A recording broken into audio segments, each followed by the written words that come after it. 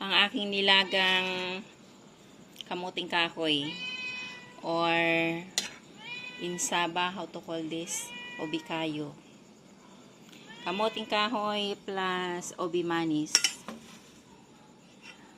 Nilaga ko siya.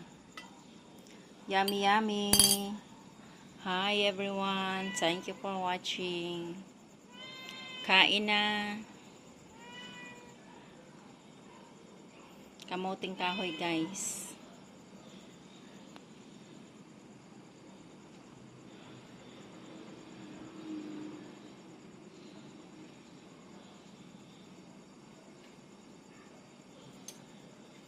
Luto na siya. Well done.